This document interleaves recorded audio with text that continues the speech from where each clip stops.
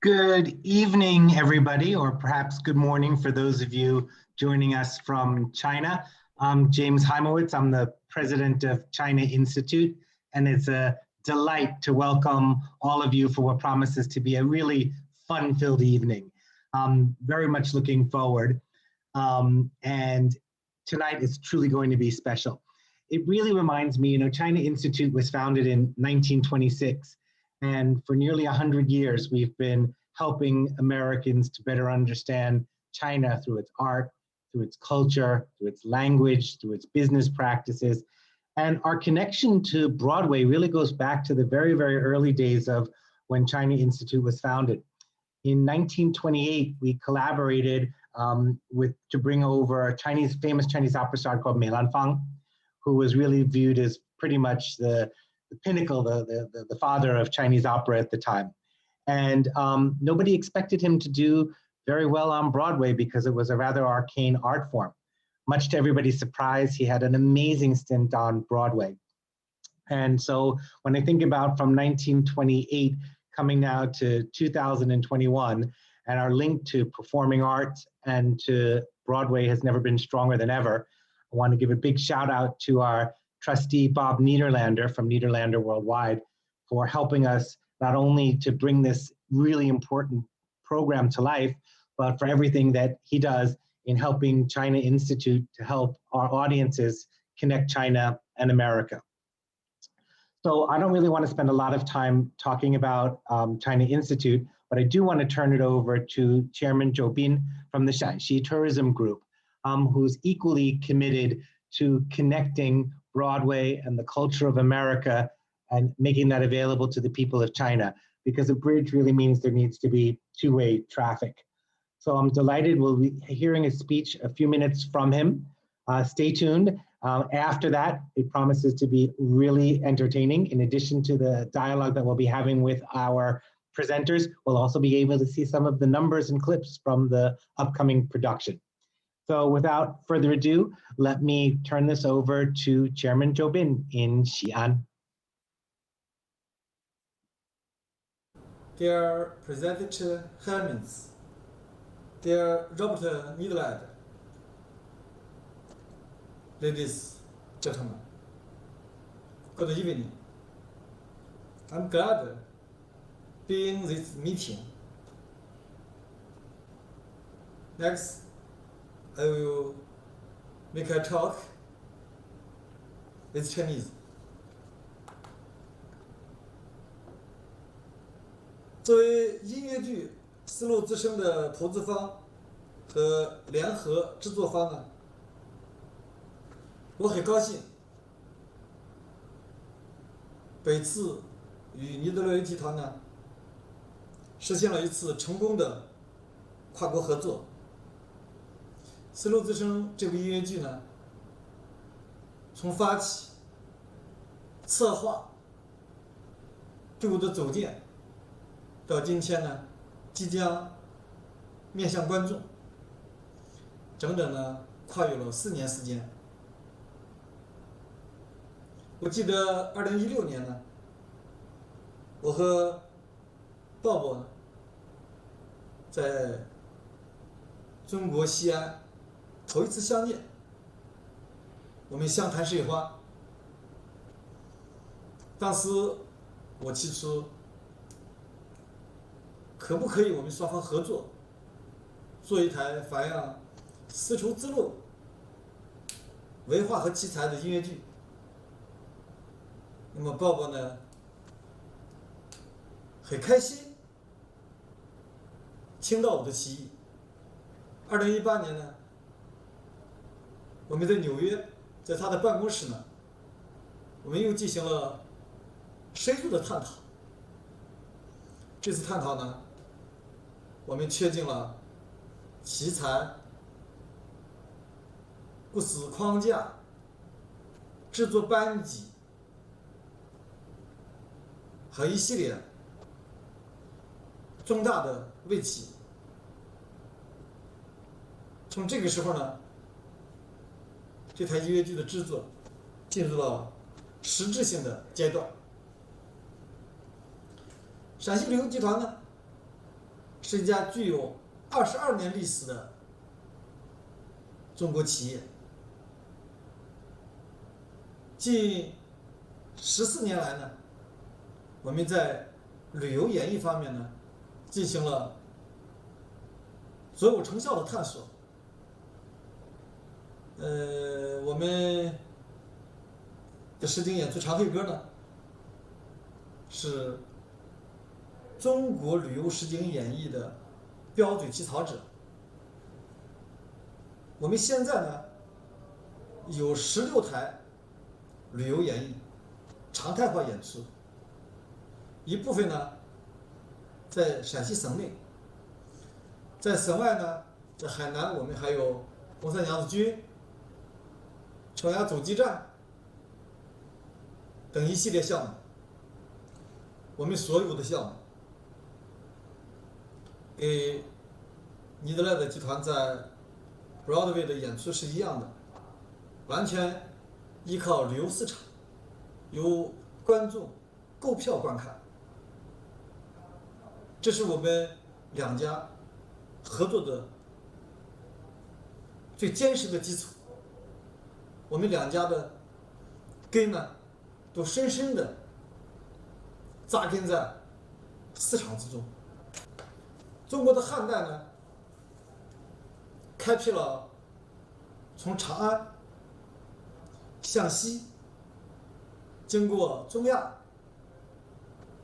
到伊斯坦布尔，当时可能叫拜占庭，后来又延伸到罗马的丝绸之路贸易道路。这条道路呢，在1000多年后被人尊称为丝绸之路。我和鲍勃我们在探讨的时候，我们觉得我们有责任对丝绸之路的奇才进行发掘和弘扬。我们走到了一起。尼德兰的集团呢，是百老汇有实力、非常著名的旅游娱乐公司。这次合作呢，我们双方都克服了很多困难，其中有10000公里的空间距离，各自文化背景不同的一些障碍，还有从2020年初开始的新冠疫情，更使这台音乐剧呢，在它的制作过程中有了巨大的不确定性。我们美方的制作人员，特别是总制作人Don Franz 和编剧以及舞美创作，都克服了重重困难。他们每次来中国，都要在宾馆里被隔离2个礼拜。我能想象到，他们在被隔离过程中，既享受自己的工作，又孤独的没有办法与家人进行进一步沟通。这些困难呢，从今天看，用中国的古话讲，叫轻舟已过万重山。音乐剧《丝路之声》呢，即将于7月23号在中国面向观众。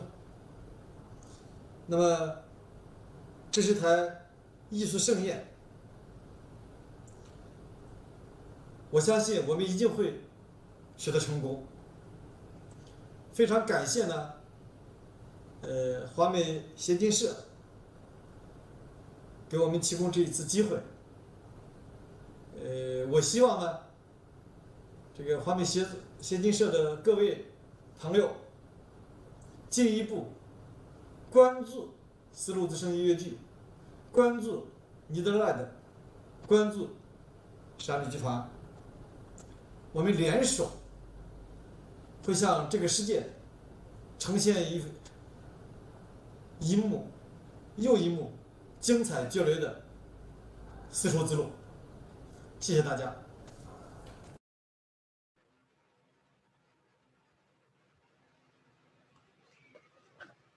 Hi, everyone. I'm Dinda Elliott, the Director of Programs at China Institute, and we're so glad that we were able to get that message from Chairman Zhou. That was really, very meaningful. So it's my pleasure to bring on all the speakers to the stage, and I'm not going to read their bios this evening because they're all on our website, but I will say that this is an extraordinary group of people with decades of experience in Broadway musicals in the US, in China, and really literally all over the world. And I will tell you also that they never sleep.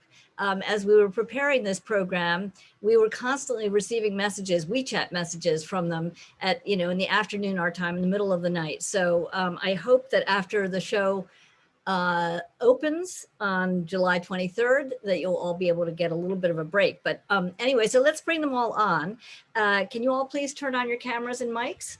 We have Mark Aceto, who wrote the script, Gabriel Barret, the director, Don France, the executive producer, Peter Cab, the musical director, Nia Nian Manting, who's one of the lead actors and singers. She's going to join a little bit later because she was up very, very late rehearsing yesterday. And last, but probably most important, we have Bob Nederlander, who has made this whole thing happen. So welcome to all of you. Bob, if you don't mind, let's start with you. As head of the Nederlander Group, you've launched so many theatrical projects in China. And I wonder if you can just help set the stage for us a little bit and tell us, what does a production like this entail? How long did this one take? Tell us a little bit about it. Sure, and thanks, Dinda and James, for allowing us the opportunity to share this great experience, which is culminating in a show that took 4 years to make. And Dinda, just to correct you, I am, the creative team, our key members are here. They're the heroes and the ones who braved COVID through quarantine and the like to bring this show together.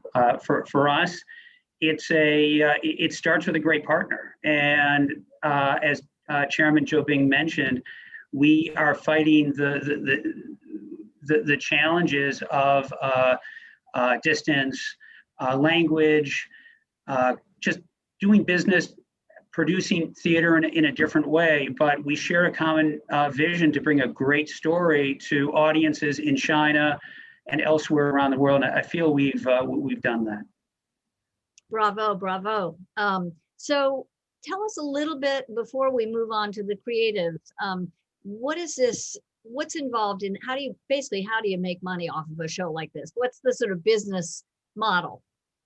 There are different ways, and it depends on the partners, the nature of our collaboration. This is a commercial undertaking, as the chairman mentioned. There is a goal to sit this show down, to play for an open-ended period of time, starting in Xi'an, from there touring China, and then touring around the world. And that's not cultural exchange. It is commercial, which is the Broadway model. Wow. Do you think we'll be able to see it in the States? Is that the plan? Yeah, it would be great, wouldn't it? It's in the plan. It sure would. That's great. Fantastic. So listen, Bob, we're going to big fun for everybody. We're going to start with a musical number. And I believe the name is Hello. So Bob, do you want to sort of set the stage a little bit for, give us a little bit of a framework for what this number is? Sure. This is the opening scene. It introduces our audiences to Joey, our protagonist, who is an American-born Chinese living in Xi'an. We are introduced to him and his high school class, which is visiting an archaeological museum, and specifically a recently excavated armillary sphere. Fabulous. Okay, so let's take a look.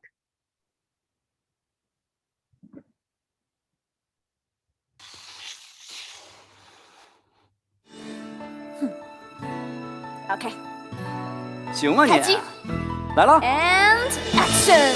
Hey you man, what's up？ 我的 fans 们，你们好吗？我 Joey 现在就在这个巨大的历史 thing 面前，给大家来段 beats 大汉朝 style。我的粉丝还在涨，快接近2万，随时能收到爱心和点赞。Look， 把这个当背景，多么的新鲜！我猜它隐藏着什么机关？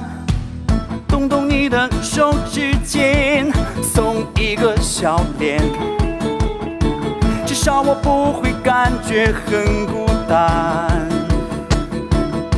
Come on， 东奔西跑，围着地球转呀转，瞬间我会很满足。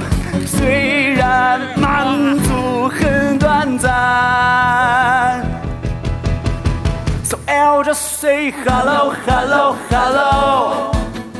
你好，帮助 Shadow， 一遍后又一遍，你听见了吗 ？Let's just say hello, hello, hello。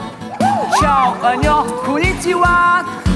也许这是唯一都能听懂的世界语言。Just say hello, hello。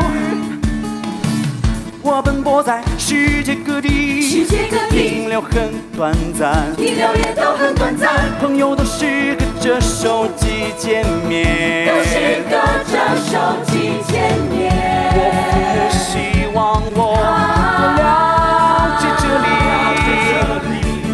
我对历史没兴趣，不如在网上打游戏。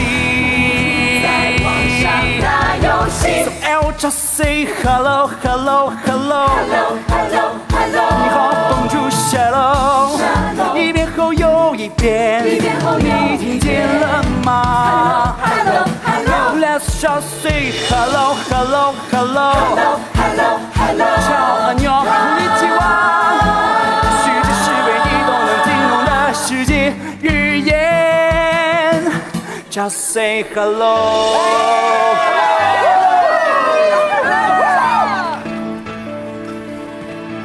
你骗不了我，Joey，那都是游戏。你的内心暴露你很无力。Hello， 你好吗？你真的感觉好吗？放下手机，让我牵你的手，你的手。Hello, hello, hello， 又给我回到回来。一遍后又一遍，你听见了吗 ？Let's just say hello, hello, hello。瞧，安妞，你听吗？也许这是唯一都能听懂的世界语言。Let's just say。Let's just say hello. Wow. Wow, that is so fabulous. What a winner. Okay, so let's see, yeah, there you go. So I wanted to ask you, Mark, you wrote this thing, the story. And so first I wonder if you could give us a little bit of an overview, a quick overview of what the show is about. Yeah, the basic story, as you can see, involves this young ABC named Joey, who then will get, as he gets into that armillary sphere, hits his head and travels back 2,000 years to the Han Dynasty. Our reasoning for that was that we wanted to be able to take the audience experience and bring them on the journey and put their perspective on the stage. And once he gets there, he then experiences the Han Dynasty and has to learn various lessons about the cross-cultural exchange of the Silk Road, the value of human interaction and working together, that he, rather than being self-involved in his social media world, actually making human connection with other people in real time, so to speak. And it's also then encounters a critical moment for the Silk Road, as there is an emperor who has been selected because the emperor has died without an heir, and that emperor wants to close down the Silk Road. And that's based on a real historical situation of an emperor who was his name was Liu He, and he was only emperor for 27 days. And that really inspired us to center the story around that historical situation, even though we fictionalize it. Yeah. So as an American writer, how do you write something that's authentic and can be accepted by a Chinese audience? I think the simple answer to that is cooperation. I would never presume to tell a Chinese story or any other culture's story by myself.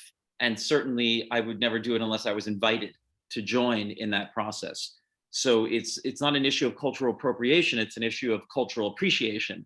And so I have all of these Chinese partners to be able to help inform me, most particularly my collaborator, Peter Kam, the composer, and our lyricist, Liang Mang, but then also an incredible team of people who are able to help me understand what it is we're trying to say.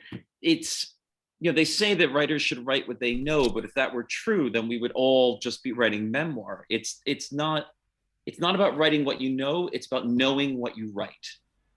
And the beautiful thing about a musical is that it by its very nature involves so many people at the table that you can actually put yourself into someone else's shoes and walk in them and understand their experience without trying to take it away from them. So it's been an incredible experience, and particularly right now when there are so few Westerners here in China. I went to Shanghai Disneyland after I got out of quarantine, and there were 47,000 people in the park that day. I was the only Westerner I saw the entire day. Wow, wow, wow, wow. So what works? And I recall that you ran into some instances along the way where you found that some things you thought worked didn't work in a Chinese context. So tell us about that. Then in a minute, we're going to also kind of scroll through some images from the show, just so as you guys are talking, we'll be able to see the images. But yeah, tell us about, apropos of working with Chinese colleagues who said, not so much. Yeah, I mean, let's just start with the fact that despite the fact that I had been studying and learning Chinese, I seem to be remembering nothing. So I was in the hotel here, and in Chinese, I asked one of the employees where the grocery store was, and I practiced it, and I was all ready to say it. I was really proud of myself, and I got up there and I asked it, and she looked at me, and I repeated myself. And then she typed into her phone and then held up her translator. The message said, "Sorry, I don't speak English." And so my Chinese apparently this still needs a lot of work. But so beyond that is just also the cultural associations and just trying to tell the stories. So we had this situation, we have wonderful puppets on the stage to play animals. And we had this idea that, when I say we, I mean me, had this idea that one of the characters would be singing a lullaby to a baby. And then eventually the joke would be that we would reveal that actually that baby was actually a chicken that had been scared in the yard from a wolf that was another character in the show. And we just thought this reveal would be like hilarious and sort of Mel Brooksy. And Phil, the translator, just looked at me and he said, "Is she insane? Is she what is wrong with this woman that she is singing to a chicken?" And we said, "No, it's funny, right? You see, the chicken was scared and and we said, then we canvassed people and they're like, no, she would seem very unstable. There's something very wrong with that woman."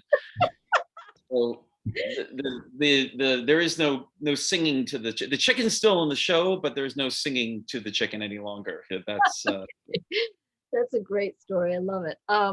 So Don, you've worked on many shows for many years in China. And first I wanted to ask you if you can, again, sort of help set the stage for us a little bit and give us a sense of how new the idea of a Broadway show in China is. I mean, are Broadway musicals popular in China? It's a niche audience. What's wonderful is after being on Broadway for years, wondering where our new young audience is, in China, the audience is 20s and 30s, as opposed to 50s, 60s, 70s. So the blue hairs in China are the Chinese that dye their hair blue, So it's a young audience, and so it has to appeal to a young audience. And in this project, we were constantly reminded that we're going to tell this old story of Han Dynasty, but it was going to be in a theme park, it was going to be family audiences, and the musical business is 20s and 30s. In terms of the history of the musical in China, there's some grand story about a Music Man production back in the 90s. Beauty and the Beast was done in a cooperation with Japan in 1999, was not successful. It was just, the land wasn't prepared for it. And then when I joined with Bob Nederlander to bring over 42nd Street in 2007, touring 9 cities, 100,000 people saw the show. We basically were met with, what is musical? The question, what is musical? What is musical? And trying to describe it. People who'd never seen the musical before saw it, and it was kind of a landmark moment there. That was 2007, very short. There were 3 or 4 other people that were beginning to try it, Chinese that were passionate about it. Central Academy of Drama was the first one that decided to teach not just drama, but music and dance in order to form a musical theater program. And we did Fame and Into the Woods and Crazy for You with them. Usually when I go to auditions, if a good singer comes out, they're from the cast of Mamma Mia, which was the first replica production here, probably around 2011 or so, or Central Academy or Shanghai Theater Academy or Dalian or Chengdu, 2 places that teach good music theater singing. Yeah. So I'm sure that every show has enormous challenges, but I'm really curious to hear, give us a little sense of some of the challenges you faced with this one in terms of scale. I mean, it's obviously, we can see from these images, this is an enormous production. So what had to be achieved, and what's been particularly special? Well,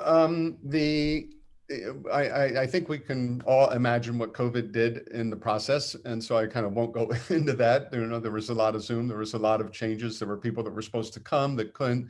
Everybody that was here went through a 4-week quarantine, in order to get through. So that aside, the challenge we gave to ourselves, and that was a real collaboration, almost equal to equal, Chinese and American. My American friends who came into a situation where they were going to work with a sound designer, a costume designer, a wardrobe department, makeup and hair designer, the rigger, the automation team that didn't speak English. So there was a constant translation. The TD, a central figure, spoke conversational English only. So the challenge was finding the best translators and maintaining a musical needs trust, and it was tough to bond over the internet with everybody so that when you got into the room, you really kind of felt the trust of it. A key figure, Peter Cam, is our composer, spent 12 years, I believe, in the United States, Berkeley and Los Angeles, San Francisco. And he was a key figure in the sense of that trust. Phil Cho, our translator, we actually worked with since 2008, translating 42nd Street. And so there were a couple key people that allowed that to continue. This entire show was built in China. There's all the other shows usually would try to import the lights or get the sets built in Japan or Hong Kong or something like this. This was all done here. And the biggest challenge was a sense of timing and schedule. And in America, we would give 26 weeks, which was the original schedule to build this set. And the set that you'll see in the pictures here were built in 8 weeks. Wow. Which is based on the fact that they know they can do it. You know, so Tom, last time we spoke, you were heading off, if I remember correctly, you were heading off to a factory to see if you could find the equipment to run these automatic set changes, right? So what was the end result of that? The video's on my Facebook. I crawled into the armillary sphere and was the first, I believe the first one to take a ride, because when I went up into it, I said, now take it up to full speed. All the workers backed up, you know, like it hadn't run at full speed before. But I had to ride it before I asked an actor to ride it. Amazing. So Gabe, let's hear a little bit from you. You're the director of the show. And so, and I know you've done many productions all over the world, but I'm curious as to what you feel is kind of special or different and particular about working in China. Well, it's been a real joy and again, a reaffirmation of why I love to do theater. Not only in the United States and in other English-speaking countries, but in foreign countries all over the world, because it's a constant reminder to me about how theater is a universal language, and that under the skin we're all the same, and it's always rewarding to tell a story in another language and to still communicate emotionally with people through that story, and so that's continues to be a joy. And to do it on this scale, as everyone's been saying, is adds to the challenge, but also to the excitement and reward, I think, of our accomplishment. As Dawn has been saying, the talent here is fantastic, and so it's been great to get to know new talent here in China, and to establish relationships with them through our workshop process and our Zoom readings that we did leading up to this full production. So I feel like we have a really tight company thanks to all the work we've been able to do together. So one of the things that people always say about China is that, China has experienced this incredible 40 years of rapid modernization, right? And sometimes people say that part of that is attributed to this really extraordinary can-do sort of energy that people in China have, and the expression "没有问题," which is no problem, we can get it done. So I understand you had a very interesting experience with the armillary sphere that Don mentioned. And before we go to the next number, there's the armillary sphere there. So tell us about that. The guy saying, "No problem, we'll make this thing." So what happened? Well, the armillary sphere is sort of our chandelier in Phantom, or our helicopter from Miss Saigon. It's our sort of star theater piece or centerpiece to our show, at least in the beginning and ending of the show, especially which take place in modern times. And it is our portal to the past. So it was a key piece of key set piece to get right. And we were asking not only that it be created this life-size, as you can see, sculptural piece, but that it functions as Don described, and Joey gets inside it and picks up, and it has an hydraulic arm that goes out and it spins 3 different points of rotation to create a real sense of time travel and a really fun theatrical sort of experience for the audience. So they were very confident about it, and we said, this is a old supposed to be bronze heavy sphere, but of course it can't just stay in one place. In our case, it has to move on and off the stage easily. And so we got to the theater, and I was just blown away by the scale of everything. And but especially with this item. And I saw that they were using one winch to bring it on stage. Then they had to change the wheels because they couldn't use swivel casters because it was too heavy. And they used another set of 4 knives and winches to bring the sphere up and down stage. And so I said, well, that thing looks really heavy. Like a real armillary sphere would be like, you know, this looks heavier than a real armillary sphere would be. And basically they said it is heavier. It's 7 tons. The set piece is 7 tons. And I said, how long does it take to strike? Because that has to happen within the finale musical number. And they said, well, we've got it down now to about 12, 13 minutes. And I said, well, you've got two and a half, so keep working. And they got it down, and we added a little bit of music to the number, and it all works great. Amazing. Okay, so we do want to watch another number, but I'm going to ask Gabe, if you don't mind. We've got the next number is Blood and Sweat. And I wonder if you might, Yeah. Don, maybe Don could frame it for us, just very briefly. Sort of what's happening. In Blood and Sweat, Yeah. The lead girl, our Nia. Hang on 2 secs. Is the next one, is it Gateway or is it Blood and Sweat? Blood and Sweat, I think. Let me see. You know what? We're going to show Gateway first. Okay. Yeah, sorry. Forgive me. We're going to go show Gateway, and then we're going to talk to Peter about the music. So forgive me, Aaron. Yep. So no yeah, problem. you tell us a little bit what this is. Gateway is once Joey lands back in 100 AD, he meets a young man called Zhang, and basically is trying to understand where he is. Zhang takes him down into the marketplace of Xi'an, right next to the Western Gate, which leads out to the Silk Road. Inspired by history, there is the marketplace in Xi'an, where all the goods and services are sold before you go out. So he comes down and meets the people and the characters in Han Dynasty, 100 AD.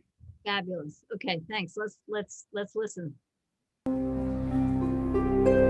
邪荒无敌那么仁爱，百姓敬仰受爱戴，天下太平，百花盛开，一个繁荣的世界。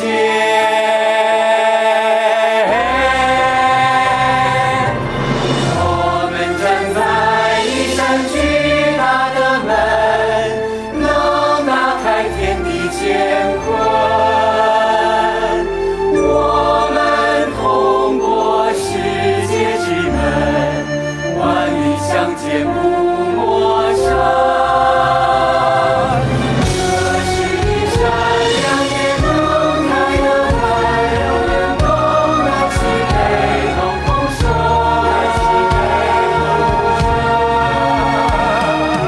这是一扇世界之门，生死之门。好了，别闹了。世界之门。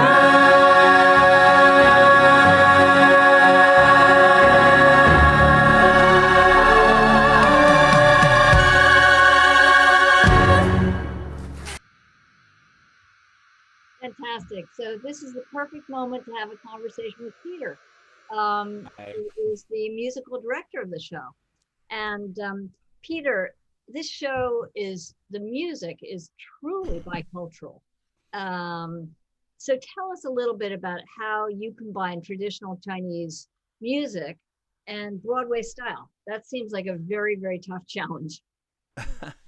I think the answer lies in the title of the show. You know, it's called "The Sound of the Silk Road," and I think you know, sound, any kind of sound, especially musical instruments, it automatically, suggests a certain setting or certain culture, So I think it's safe to say if we hear a Chinese gong, like wow, like that, it's pretty safe to say that we're not in Kansas, So,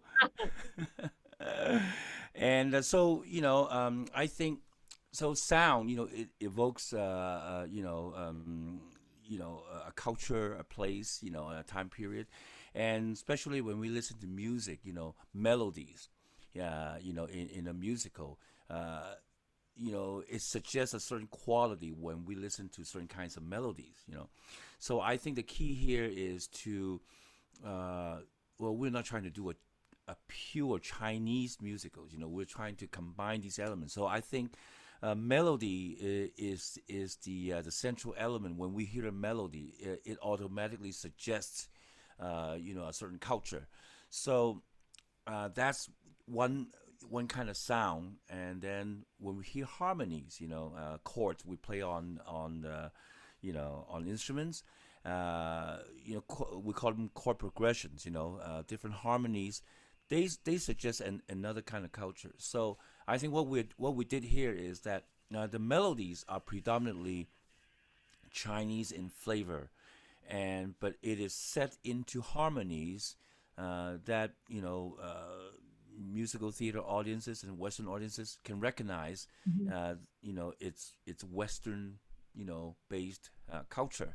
So combining those two, I think it's easy to get to a place where the Chinese melodies by themselves will not sound too foreign. We're trying to find that happy middle ground.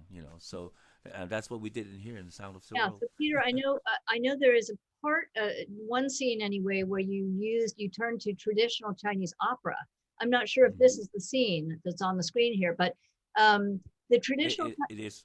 Yeah. Okay. So tell us how that is worked into the whole thing. Yeah. Well, writing a Broadway musical is never one man's work. Yeah. So we have a great creative team. I wish I could say I'm the one who came up with this idea, but I think it's because we have a scene that these, we see the three wives here telling Joey the story, of what happened in the past with the emperor, from previous times. And so by telling the story, if this is like purely dialogue, it might be it takes up a few minutes, and it's just dry talk. So I think someone in the team came up with the idea, so maybe we should do it in operatic style, but I'm not, I personally don't know enough about Qingqiang, which is the Chinese opera style that's close to Shaanxi, as opposed to Beijing opera. So this is called Qingqiang opera. So none of us are experts. So what we did is we invited someone who is an expert in the Qingqiang opera style, and so I worked with him a little bit, and I explained what we're trying to achieve. So there's a bit of a communication process, because the expert keep thinking that he needs to adapt the Qingqiang style into a kind of a Broadway setting. I said, don't change anything, because this is like in the story is at that time they are telling the story in that style. So, it's funny. We try to find many ways to install this into the show, like how are we gonna do the instruments? Do we create a backing track or this and that? And then the day when he came, and when he demonstrated, trying to teach the movements, the postures, to the actors, and he was like, singing the percussive part, like, deka deka deka deka deka tung, things like that, And I think we all found it really fascinating. So we ended up with doing Qingqiang style, not having real Chinese instruments. So he taught he taught all the actors to do what he did, when he taught the opera. Yeah, so I think we have a very special moment, without having to think of a solution on how to get the Chinese instruments in. So I think it's fun for the audience. Yeah. Fabulous, fabulous. Okay, so we're going to show another number. We've got this now. We are going to show Blood and Sweat. And again, Don, I wonder if you can sort of, give us the framework, what's happening in this song. And then we're going to talk to this woman who's singing here. So, yeah. Oh, whoops, you're muted, Don. Now you'll get a little course in Chinese history. Number one, the girl is Xiongnu. There's a new book out by John Mann that tells you all about the Xiongnu. They are the precursors to the Mongolian culture. They are the ones that the Great Wall was built to keep out of China. So she is a Xiongnu girl. She comes into the troupe, and they are close to nature, of course. And the emperor, the new emperor, Liu He, that Mark talked about, inspired by Liu He, rides a horse to death. This is actually true point of history. And the horse is a blood and sweat horse, which you may know from your Chinese history.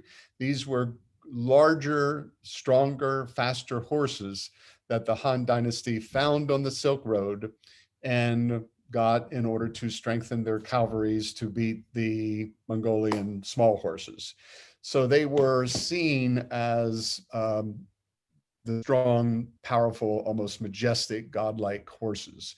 The horse dies in the marketplace, ridden by Liu He to death. And this is the Xiongnu girls' reaction to such a cruelty. Wow. Okay, wonderful. So let's listen.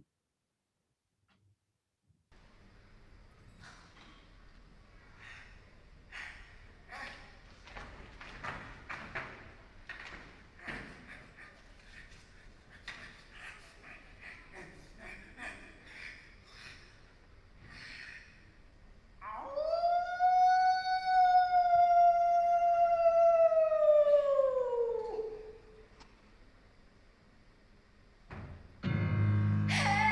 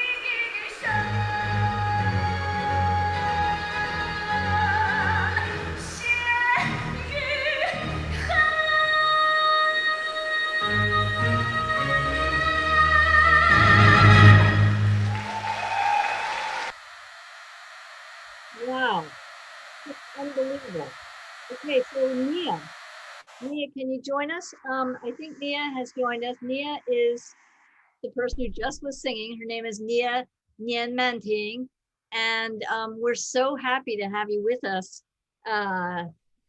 this morning. Your time, Nia. I guess my first question for you is that you've been in a number of Broadway shows in China, but you trained, you know, in the China's top performing arts schools and academies. And so I'm really curious what it was like for you to switch to the Broadway. Okay. And for the first question, I think they do not conflict because the class of the Department of Musical Theater at our university, Shanghai Conservatory of Music, is based on the musical theater courses offered in the United States and other Western countries. So the class is the same. And during university, for example, we have concerts every school year. We also have report play, practice play, and graduation play. And in every exam, besides Chinese pop songs, Chinese folk songs, and Chinese opera, we also needed to sing Broadway musical songs. So our school set the class completely in accordance with the Western Broadway shows. So there is no conflict for me. Wow, amazing. So also, I want to say congratulations on your amazing English. So, you know, and you're very brave to speak English. So fantastic. So tell us a little bit, what was it like for you to work with all these Americans?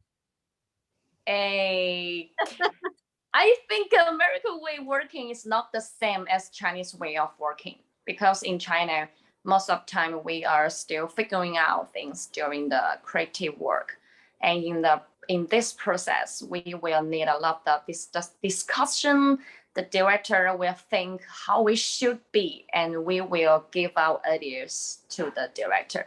But like some of the Silk Road, since everything is directed by the creators, everything has already been discussed by team, and it is given us to directly, and we just need to do it. I like this way of working because it's easier for me.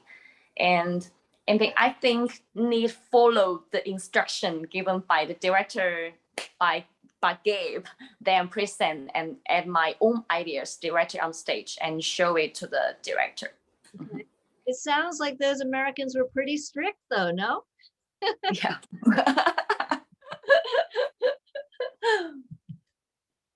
So did you have a favorite, like what was the funnest, what has been the funnest part?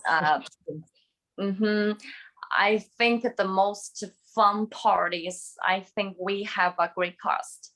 We are all very happy together because I am an interesting person, and many interesting shows will make me feel fun.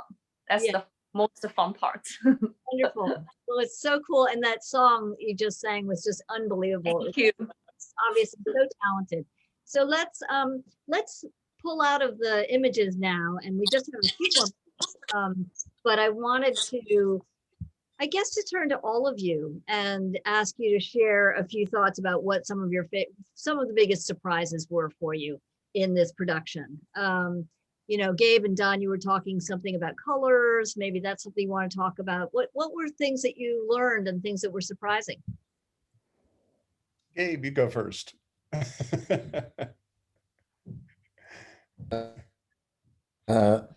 Can you hear me? Yeah, we can hear you. You look like you're a little frozen, but we can hear you. Can you hear me? Yep. Okay. I got bumped off. I can't see you. I'll talk.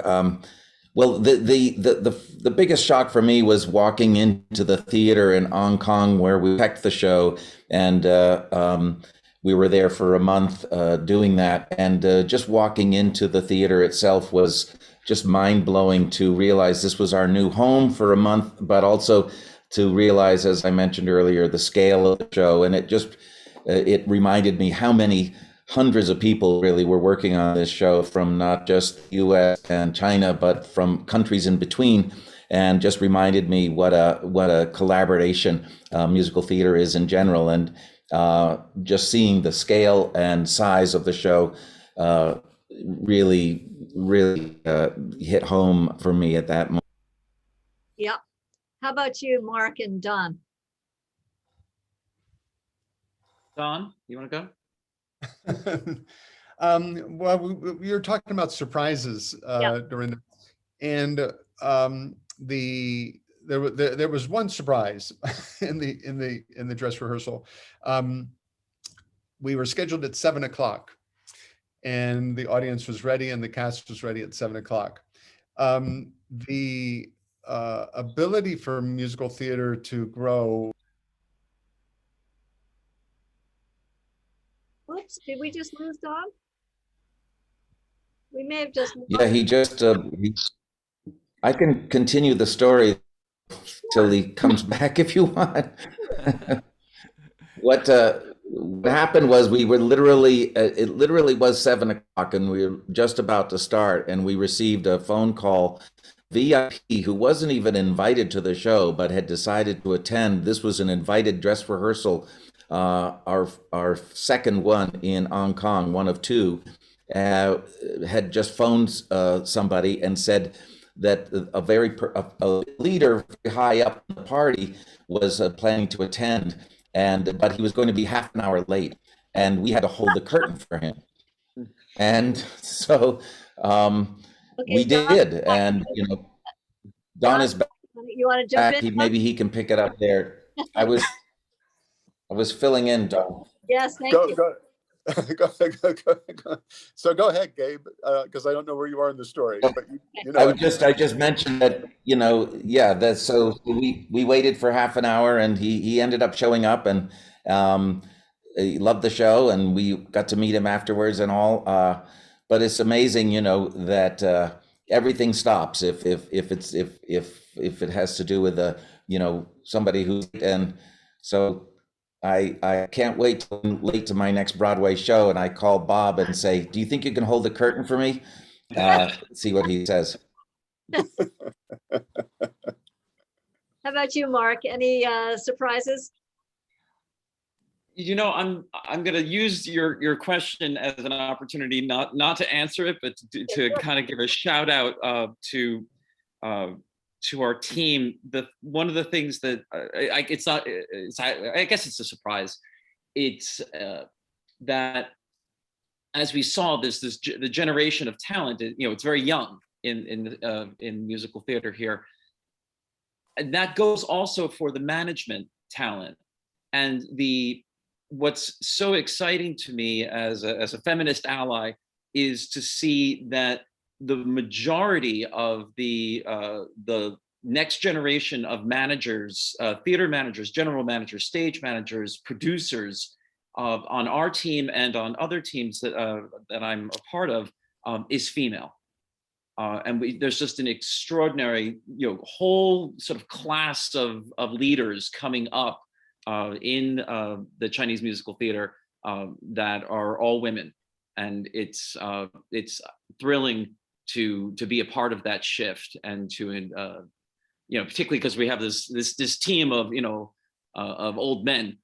So it's very exciting for us. You'll see on the Zoom it says Alex translator. Alex is actually a woman, and Don's Alex Zheng, who is a Chinese native, and Don's I'm not going to say just Don's right hand, but Don's left hand too. Whenever as whatever is required, she's just in there doing it. She's a perfect example of this exciting generation of talent. Okay, well, you know what? So I know what I want to end on, but I just have to say, unfortunately, I don't think we're going to have time for questions, but I will share with you guys that the comments and the questions in the chat box are all about how moved people are that you are making this show and that you've done it, and how important it is, and how much they want this show to come to Broadway. So congratulations on that. But for the last question, you have to talk about the dinner. The dinner. There's parsley, sage, rosemary, and thyme. I don't know. Tell about the dinner. Don, you were the mastermind of that. You should tell it. Well, from a lot of work in my Mongolian musicals, where Bai Zhou runs smoothly. In Mongolia, it's like Ireland, you know, everybody sings. And I've got to learn that in a Chinese dinner with the leaders, if you drink and you sing, you're home. So we had a dinner after the preview. And after a drink or two, we encouraged, one of the singers was there and sang a song. And then that, you know, prompted me to think about, let's get other people to sing. Nobody understood that Mark Cito was previously had an opera career. Gabe Barry, our Tony-nominated Broadway star, had performed in Starmites and was the lead bass in Forever Plaid. So I knew I had two ringers at the table. You didn't tell us this, by the way. So once they sang, then Chairman Zhou stepped up to the plate. The only song that he knew was, English song that he knew was Rosemary, Parsley, and Thyme, Simon and Garfunkel. His right-hand man knew John Denver's Country Road, which became a group sing. Our translator, Mirror, sang a Mongolian song that was just otherworldly. And you know, at the end, we all kind of probably joined with a Country Road rendition with By Joe in the Air, and the next show. And then we all went out for karaoke and joined the actors. Right. At which point, Nia and I had actually worked on another show with the music of Zhou Lun, Jay Chou. So she instantly said, "Oh, you have to sing a Jay Chou song." So I, butchered a Jay Chou song in Chinese, and then she turned around and just slayed a Cardi B song, where she said to me, she said, "Cardi B is my queen." And I just thought, wow, Cardi B is from the Bronx, and she is Nia's queen. So, and you were amazing, Nia. The ultimate cultural connection. That's so fantastic. Thank you all so much. It's just been such a delight talking to you, and it's an amazing show. Let me hand it back over to James to wrap things up, but it's been just a thrill to hear the songs and talk to all of you. Ditto. Thank you so much. Thank you, Dinda. Thank you, Bob Nederlander. Thank you to our co-chairs, Didi Pei and Yusai Khan, who I see have tuned in, to all the other trustees of China Institute who have joined us this evening. If we're going to be able to tackle a lot of the really deep-rooted big problems that are facing America, that are facing China, and facing the way that America and China interact with each other, we're going to have to begin with what I call the basic science of relationship building, and learn to have a deeper appreciation of each other at the human level. And I can't think of a more heartwarming way or an embodiment of the mission of CI and everything that we're trying to accomplish than the kind of program that we've just all got to see together here tonight. So I encourage all of you to visit our website, sign up, support CI, become a member, and thank you again to all of the participants for making this such a fun evening for everybody. Thank you.